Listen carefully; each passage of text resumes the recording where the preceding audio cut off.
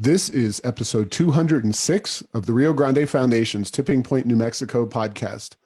I'm Paul Gessing, president of the Rio Grande Foundation, New Mexico's free market think tank. You can find out more about the foundation at riograndefoundation.org. I am pleased to be joined for this week's interview with Rebecca Dow. She is a state representative from Sierra County, which is in the southern part of the state.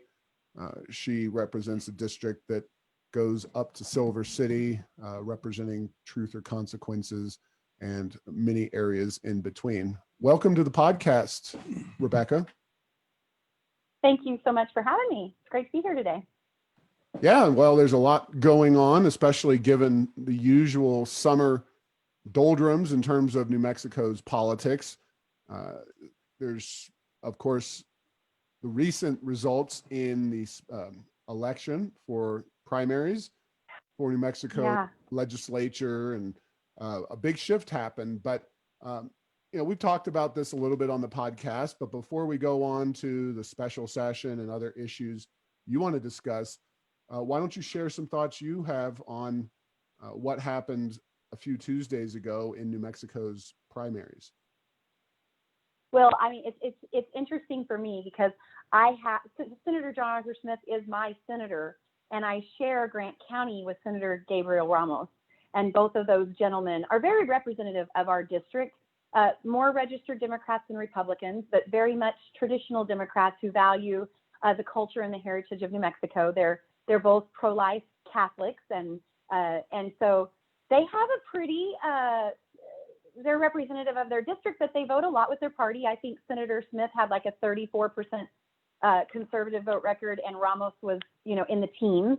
And somehow, yet that wasn't enough. And we saw, I guess, statewide, over $2.5 million was spent taking out, targeting 6 of the most moderate Democrats that we had, and five of 6 of those senators lost their seat. So it was a big hit for me. I've never been a straight party voter, and I've always been proud to call Senator Smith my senator and to vote for him in every election that I had the opportunity. Now, I don't want to put you on the spot, but you have a friend that's running for John Arthur Smith's old seat as a Republican. Yeah. That's obviously, it's a mixed blessing if you are a Republican. That especially is a relatively conservative seat. There's a handful of those moderate Democrats that have filled, conservative leaning, Republican leaning seats. I know it's pretty early on, but do you have any thoughts about that particular race and how things for replacing John Arthur Smith? So the Republican candidate is Crystal Diamond. She is lived in the district of most of her life, a New Mexico State University graduate. She's worked with Soil and Water Conservation District. She's started Women in Ag, which is an annual conference where we promote women in ag. I mean, she's a phenomenal candidate. So I will call this a win for Crystal right now.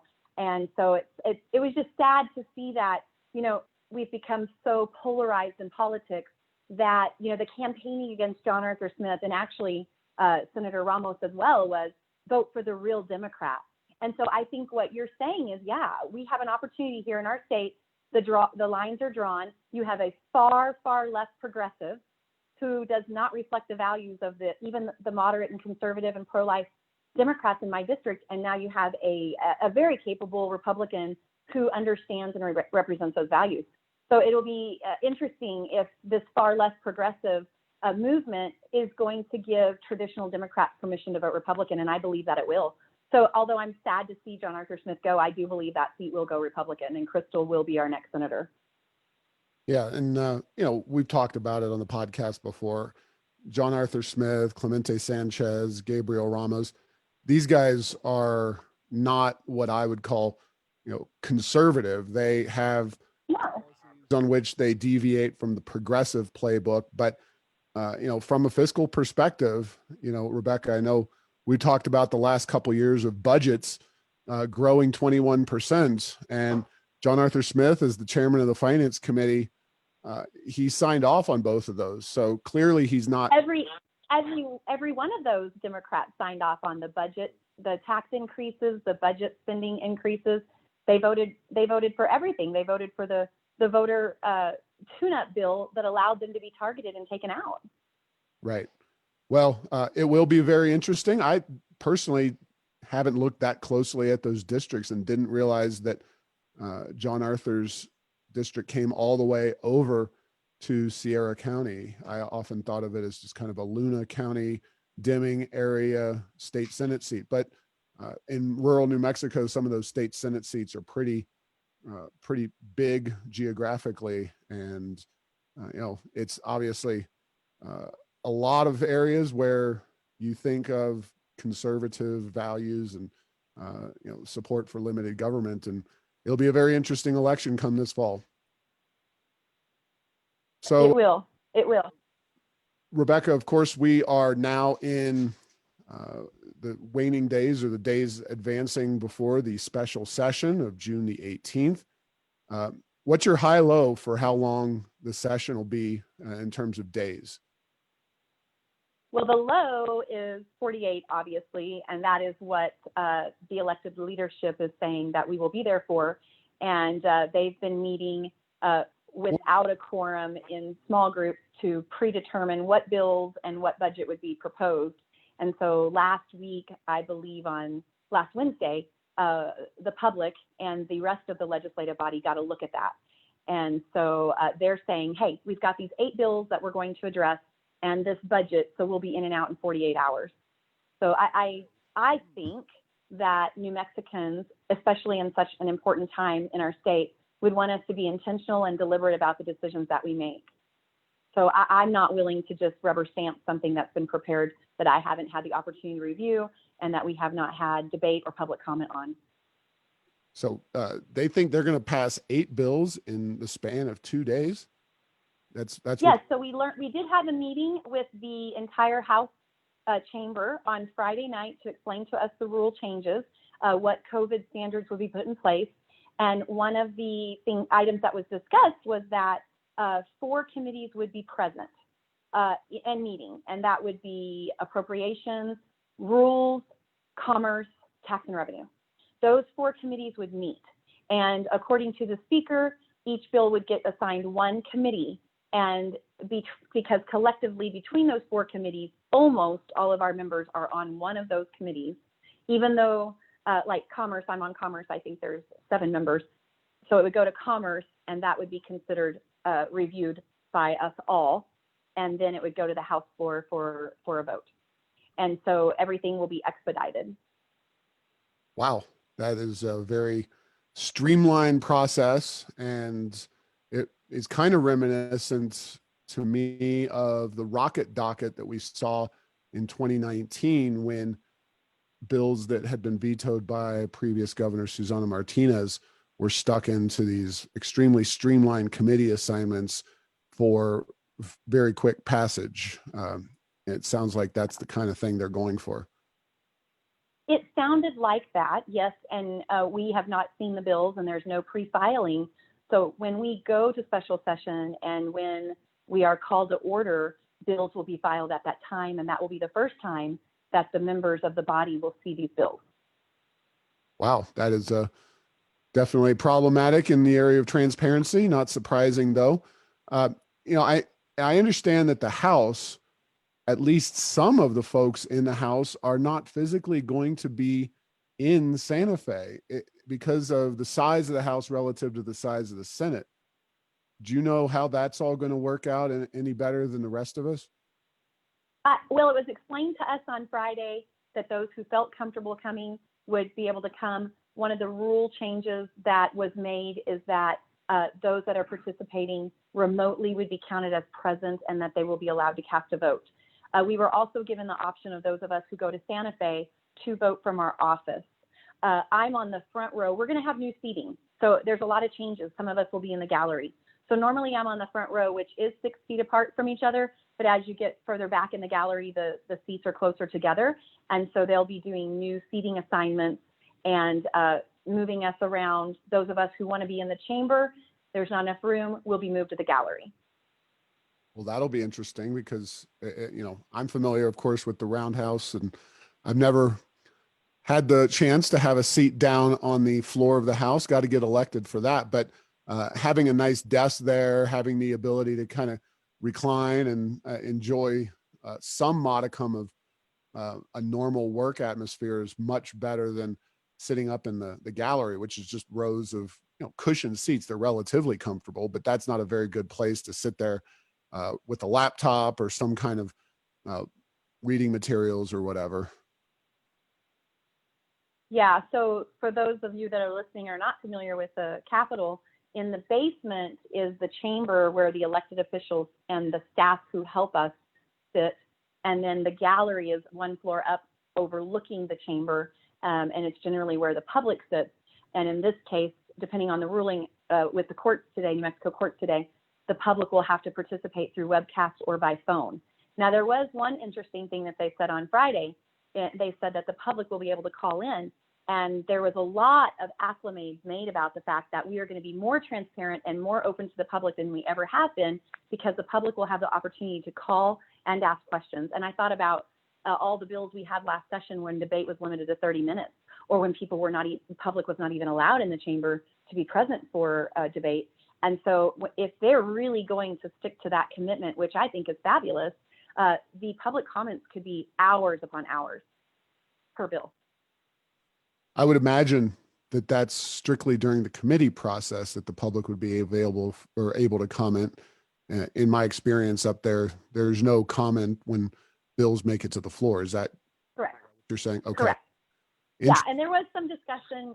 There's some extra instructions that are happening for folks who are presenting bills and will need an expert witness, how that will happen and how the expert witness will participate. Well, it is going to be very interesting. I can tell you, Rebecca, I don't know if you studied this issue at all, but we know New Mexico is a very big, relatively sparsely populated state. There are a handful of states, and we at the Rio Grande Foundation had discussed and talked and tried to encourage more, virtual testimony, more options for people from especially far-flung rural communities. I mean, you're a 3-hour drive, right, to get up to Santa Fe, right? Right. But right. And sometimes a committee meeting can be an hour and a half. So we'll drive 6 hours for an hour and a half, committee planning meeting. Sure. And, there's people down in Hobbs and people in Carlsbad and places further south that have even longer trips to get up there. Of course, as a citizen, as a constituent, those public hearings during a regular session things get pretty crazy. You don't necessarily know if the hearing you're coming up for that's scheduled for that day is actually going to happen that day, get rolled over to the next day, or heaven forbid, a day or after that, or something even worse. And it's very challenging for anybody who's involved in the process on a particular piece of legislation, let alone somebody coming in from 3, 4, 5 hours each way to participate. So maybe that's a silver lining. And we're going to talk a little bit about the legal angle you're taking, but it is something, right? I do think that opportunity needs to be there for our citizen legislators, especially those who do have to travel a long way and those who are employed. But I think it's that and allowing the public to be there present, not instead of. And so, one of the very first questions I asked when I started seeing committee meetings that were half a day was, gosh, it's going to take me more time to drive. Can I Zoom? And the answer was always no, because you can't have per diem if you don't travel. And I'm like, I don't care about the per diem. I'd like to spend the day at home. I've got work to do. And so it had not been an option before. And so there's another opportunity that COVID is presenting for us, is the opportunity for people to practice and participate by webcast, by Zoom. And I hope that continues, but it shouldn't be at the expense of the public being able to participate in real time if they choose to travel. That's the people's house. And so more options is better, but instead of is not good. Yeah, no, and I agree with you 1,000%. And I think a lot of folks, quite frankly, on both sides of the aisle agree with you. And you're not just kind of taking it, laying down, so to speak. You are alongside a group of legislators pushing and filing a lawsuit to ensure that the process is an open one when they convene and when you all convene in Santa Fe on June the 18th and for however long you're there.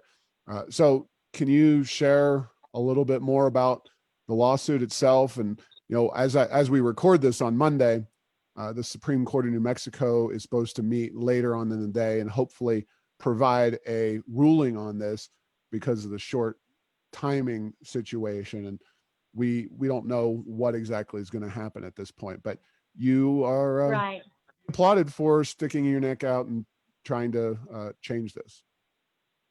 And it isn't partisan at all. And I didn't know what people were going to think when I decided to be part of this lawsuit. I don't want to be perceived as a partisan lawmaker, but I do want to be perceived as an advocate of transparency and open government.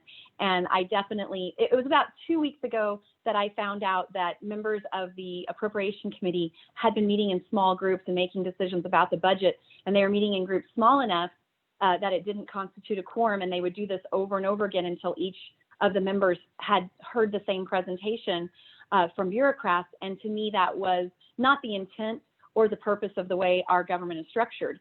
Then moving forward, we had a legislative council services meeting to change the rules, and that meeting was webcast. During that meeting, there was delays. People would lose their link and dial back in, and during that time, votes were taken and actions were taken with no comment. And the reason there was no comment is because people were raising their hands. Figuratively, they were pushing the button in order to speak. And before they could be called up on, or before the speaker could be notified that people had questions or they wanted to make amendments or have comments, bills were voted on. The rule changes were voted on. So I saw firsthand how difficult this process is going to be. And so it definitely, when they made the decision to close the Roundhouse, I, from day one, have believed that the government has, in the name of public health safety emergency, gone further than we should go as a government in allowing people to make choices for themselves. And, so I believe that the public, if they follow the rules that have been put in place, which I intend to follow myself, wearing masks, social distancing, people can show that they've been tested, the same things that we as lawmakers and the staff will do in order to be at the Roundhouse, that the public should be able to do that as well. And so I did sign on to this lawsuit. It's the People's House, and it should remain open to the public. During the LFC meeting that was held last week, they mentioned that we needed to spend a significant amount of money on broadband and getting technology to rural New Mexico because 20% of our students would not be able to participate in online school. That means 20% of New Mexico citizens would not be able to participate in the special session in any way if it's only accessible remotely through the internet. Yeah, now, we can talk definitely about education. I know that's an area of passion for you, and there are so many different issues to talk about. But in terms of opening up the Roundhouse during this special session, the lawsuit, of course, was filed largely Republicans, not all Republicans in the Democrats, yeah. but what is the vibe that you're hearing? And I guess maybe that leads me to another question is, given the current situation, it sounds like what you're hearing is that certain people or groups of people, predominantly in leadership, are kind of driving this whole discussion about what issues are going to be taken up and what they're going to look like offline by being under the quorum limits and those kinds of things. Do you think that there's some maybe bipartisan anger and resentment out there, or do you think the Democrats? Well, we signed on to the lawsuit, and I don't even know if New Mexico first knew that the lawsuit was being filed. But the day after we filed the lawsuit, there was an open letter to the leadership with 30 bipartisan organizations. It's social justice groups, it's women advocacy groups, it's New Mexico First. There are 30 organizations that signed on to a letter asking for transparency and open government. So this is a bipartisan issue. And so ironic, it's 2:00. Well, at about 1:00, I was notified by the lawyer that we're using to bring the suit that the petitioners are not allowed to participate because they don't have web capacity for us to even watch the hearing, much less speak and participate as witnesses. And so I can't expect anything other than them to rule in our favor if our courts can't even allow their petitioners to participate in the lawsuit that they're bringing to the Supreme Court. How could they vote against this if we can't have open transparency and the petitioners can't be involved in their lawsuit to even watch? How are we going to have the People's House open to the public remotely during the special session? Yeah, well, you don't have to argue with about any of that stuff. Very well stated, and I totally agree with you about the whole situation. And you know, we talked a lot about a lot of issues dancing around COVID-19 and the outbreak and things that have affected all of us. I mean, first and foremost, do you find it odd that you can go into a Walmart or a Target nowadays, big box store, but you can't go into the legislative house? I mean, it seems like they, you know, as you probably are aware, when you walk into a committee hearing in a crowded session, they limit the number of people in that room. It seems to me that they could easily limit that number of people, not just in the room, but in the building, in the various areas of the Capitol. Maybe that's too complicated. Have you heard any kind of explanations from folks in the leadership as to why that kind of process couldn't be implemented? There has not been an explanation. I have not been part of any conversations as to why implementing COVID safe practices is not acceptable. I've not been involved in any of those, but from day one, it appears to me, now, granted, this is a very difficult job, and the governor needs to be commended, and her team, for stepping up the plate and tackling a national emergency, the first we've had of its kind. Yet at the same time, we live in a land of laws. We're governed by laws, and we should expect and demand equal application of the law. So from day one, when Walmart's open but small businesses are closed, and churches are closed but bars are open, and you can't have an elective surgery unless it's an elective abortion, all of these things, to me, they cannot be explained by data. And so we're always being told it's the data, and almost patronize that, as a citizen, we can't apply common sense and that we have to let the government make these decisions for us. And that I could accept that in a much more, I guess I wouldn't be frustrated if there was an equal application of the law. Right.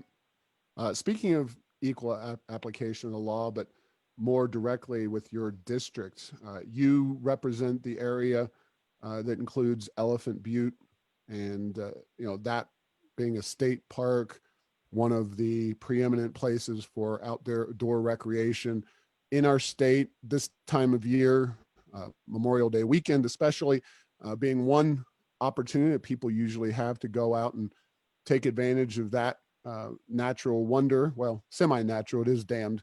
But that, it's not a straight flowing river is what I'm getting at. But as you know, that was not available to people on Memorial Day weekend. Now, it's at least relatively open.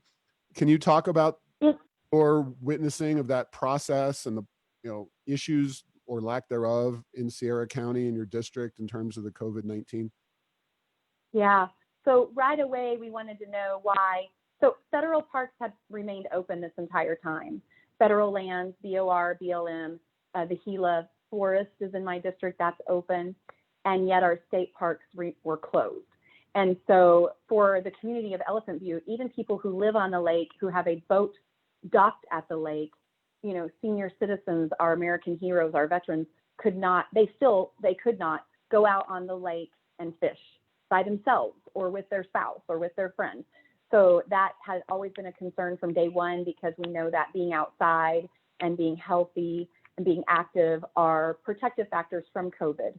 And yet being stagnant, sitting on the couch, putting off exercise, especially for people with comorbidity rates, would be something that would make them more susceptible to COVID.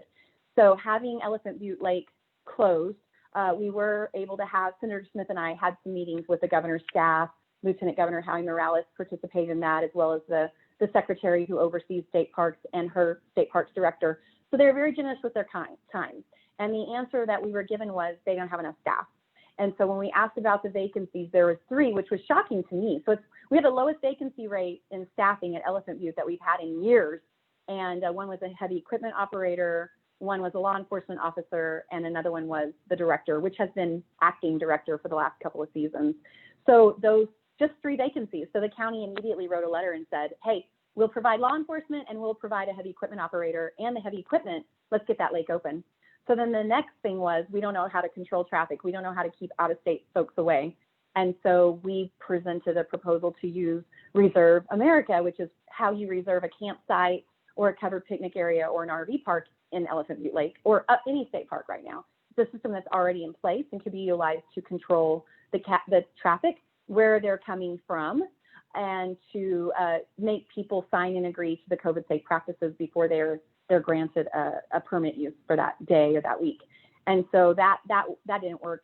Next, it was that people are going to go to the lake from all over the state and then run to the Veterans Center, which you can't even go in the driveway at the Veterans Center. That place is on lockdown. And to enter, you take a shower, you put on scrubs, and you go into a waiting area, you're screened, and then you can enter the building. And so that remains COVID free, which is pretty incredible. And there are routine testing happening.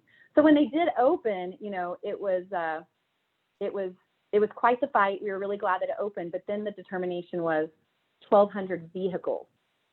So I don't know how they decided that was 25% capacity, but 1,200 vehicles. And it's so crowded because they closed, lots of sections are closed.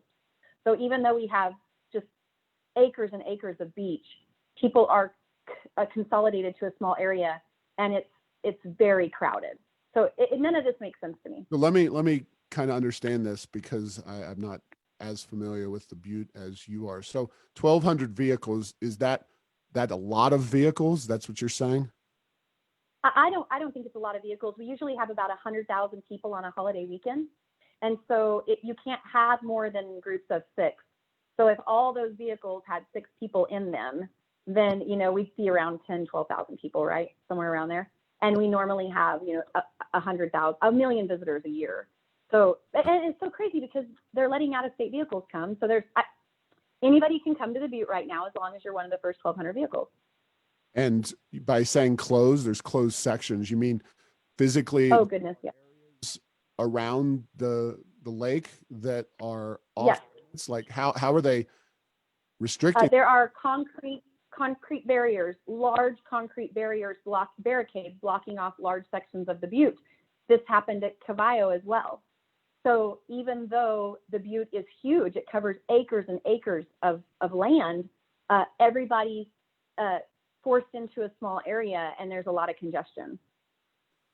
Oh, well, not surprising given what we've seen around the state, but unfortunate, and hopefully things continue to open up. That was, by the way, state parks were one of the areas that the Rio Grande Foundation said very early on that we felt should have never been shut down, right there with golf courses and a few other choice places. The outdoors was always, seen as a relatively safe area with this virus. Lastly, kind of on the whole shutdown thing, I know your area has some bars and breweries, and I'm sure you're happy to have the brewery back open. Is the bar issue a big stumbling block, and any other issues that are causing concern? I don't know. Yeah. I know my wife is frustrated because her Pilates studio is still yeah. gyms open, but not Pilates or maybe yoga classes. So anything else that you're only safe if you're breathing heavy, sweating, and coughing on weight equipment. But if you do that on a yoga mat, that is not safe. So I mean, this is what I mean by equal application of the law, and just if you have common sense. I don't have a health degree. I'm not a physician. I'm not a healthcare provider, but I cannot understand why a brewery is now safe to open, but a winery, a distillery, a bar, or a civic group that has a liquor license like American Legion and the VFWs and the Elks and the Moose, why those are not allowed. to open with the same health and safety precautions in place, following the same, reduced capacity, following the same safety standards and sanitation standards and desanitation and all. 25% of capacity to me is 25% of capacity. So my church is meeting outside because we're not allowed to sing inside. So we bring lawn chairs and we've been holding service in the parking lot. Well, that's a start. Yeah. I'm glad to hear somebody doing something innovative, because a lot of the churches have just kind of remained compliant without any innovative thought process going into things. And that sounds like at least a start. You have so many beautiful areas around New Mexico. The idea of an outdoor church service doesn't seem too far-fetched to be out there in God's glory, enjoying the outdoors. Now, parking lots may not be the ideal place, but it sure beats nothing. And I think an outdoor church service is eminently sensible. Well, I go to a small country church that overlooks Cavallo Lake, and we've got lots of shade trees. So it's been a nice, cool breeze, and the kids can play on the playground. It's been nice. And we've been above 25% capacity, and worship, singing and worshiping corporately is part of our deeply held religious beliefs. So we believe that, we want to honor and respect the law. And I think most citizens are trying to do that and trying to strike the balance between your freedoms and your liberty, your First Amendment rights, and then, trying to be respectful of the requests of our leadership. Now, you have very limited numbers of cases still in whatever you want to say, Sierra County, your district. Could you briefly describe just how few cases of COVID-19 have been down there? So small issue. Less than 30 cases in the 3 counties that I have, which cover from, Elephant Butte is just south of Socorro, all the way to the Arizona border, the Gila wilderness, the Gila forest. I have a huge district and we have less than 30 cases. And most of those folks contracted them when they were outside of the district, but you're reported on your home address. Sure. So our first case in Sierra County was a gentleman who was working in a hot spot. He was an essential worker and he was not feeling well and he came home to recuperate. So we've had no deaths. Everyone's recovered and they've been out and about or an essential worker when they contracted the virus. Okay. I would be remiss, and I'm sorry for not doing this earlier. Before we get to the topic of in-state meat inspections, which I know you wanted to bring up, hot springs. I know your community is known for, although it's now Truth or Consequences, the original name is Hot Springs, New Mexico. And are those open, soon to be open? You would think really hot water would do something to cure, or not cure, but kill these kinds of viruses. Any word on that? They are. A lot of our hot springs also have hotel accommodations with them. So they're open at 50% capacity and for private reservations. So it's limited. I'd say it's like a soft opening, and they have to do a lot of safety precautions in between soakings. And a lot of the hot springs, they already operated under very stringent health and safety standards. And yeah, we're talking about water that can be 109 degrees, just artesian water right out of the ground and has healing properties in it in the first place. So, I've always felt safe going to the hot springs. It wasn't something that I was allowed to do, but normally I would frequent the hot springs. So I haven't been back yet because they are at a limited capacity, and we are so driven by tourism. I've just made the decision that I would let their visitors and those folks that are learning about the awesome things my district have to offer utilize the hot springs, since it's not available for all of us. Oh, well, very nice of you, and good. I'm ready for a hot spring. I'm ready. Well, hopefully after the session, you can come back down and enjoy a soak. But you did want to talk about in-state meat inspections, and we can talk about topics, but elaborate on this, because I know that there were some serious issues for a time in America's meat inspections and meat supply. So tell us what you have there. Well, so I mean, you always want to look for the silver lining. There's obstacles and barriers and roadblocks that come into our lives, and they always create an opportunity for a solution. And I think that's the same thing with COVID. One of the things that COVID's done is shown us where we have rules, regs, where we have occupational licensure barriers, and where we've put in laws that restrict us from being able to respond to an emergency, or where we've stopped economic recovery. And so I think one of the most obvious ones is around food security, and one of those things being meat inspections. New Mexico produces about 1 million head of cattle a year. And also, I mean, this applies to poultry and pig as well, but my area is ranchers. And so typically our ranchers, they raise their cattle and they take them to a processor. We have 4, they're called the Big Four. It's 4 processors in the United States process about 80% of the beef in the United States. So very few of us consume New Mexico beef. It goes out of state, and then who knows what we get back, but it's from all over United States, and even from Canada and from Mexico. And so those packers stopped taking the beef, or else they were giving our ranchers such a low price that it didn't cover the cost of raising the cattle. And so a lot of our ranchers are stuck right now with cattle that cannot be processed because in 2006, New Mexico did away with our in-state inspections. So we only have 2 USDA certified packing plants. We're about to have 3 in our state, and those are federally licensed. And so most states have in-state inspections, and that allows people in state to buy beef. So I think that in addition to addressing our budget shortfall in the special session, that we should be looking at how we have economic recovery, how we restore the budget. And that involves removing barriers in state. I got a call a couple weeks ago. Someone sent me a picture from Sprouts where rump roast was $16.99 a pound. Saturday, I got a picture of ground beef, 90% ground beef at Walmart for $11.26 a pound. And our ranchers aren't getting that. Our ranchers are actually losing money right now. And yet the meat that's being processed, the price is going up. So there's a federal package to give aid to the ranchers. So hopefully they will survive and live to try again next year. But if those ranchers or pig and poultry producers have to euthanize their animals because they cannot properly process them, then we are going to see prices for protein go up on the shelves, and we are going to see less availability of meat on the shelves.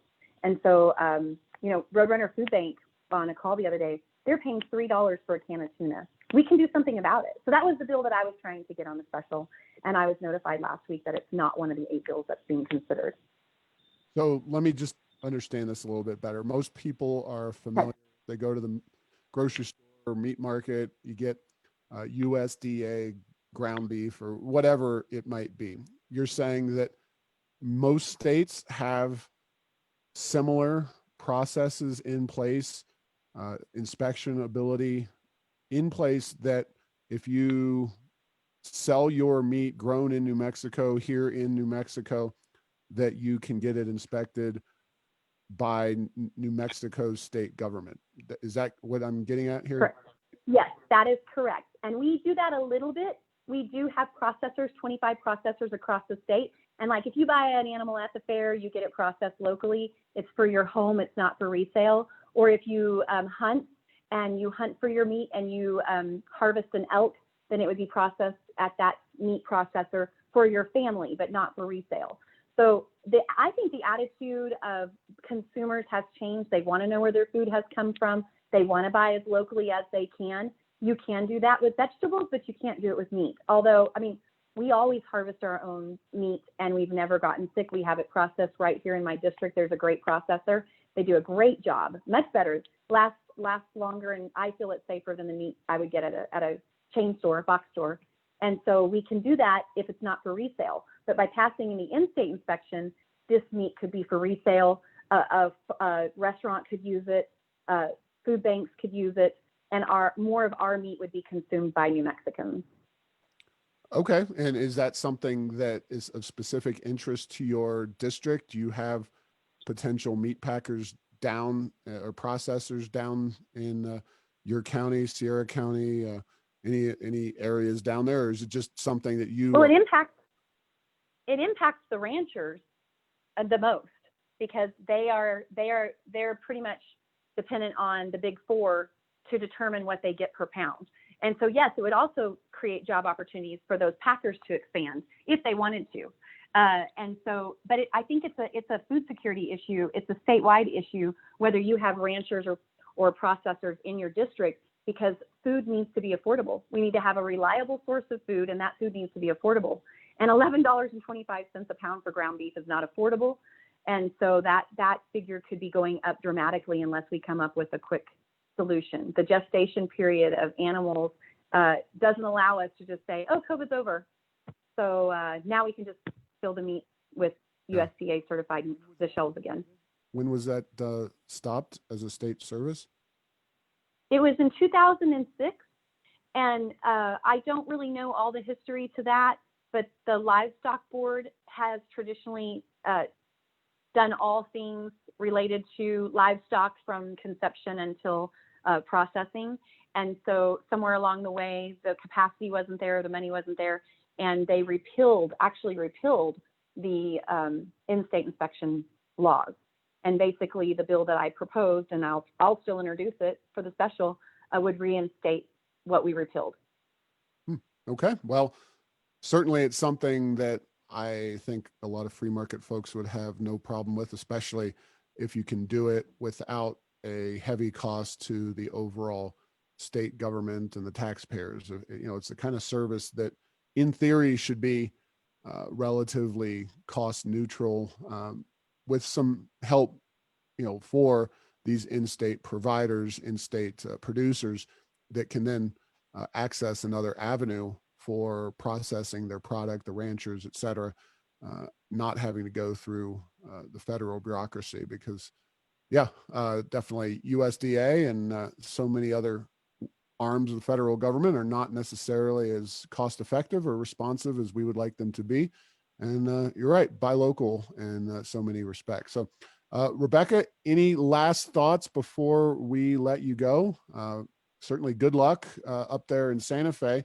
Not all the time do you get to spend a summer week or so in that area of our state. I guess it'll be at least maybe 10 to 15 degrees cooler than down in Sierra County for you.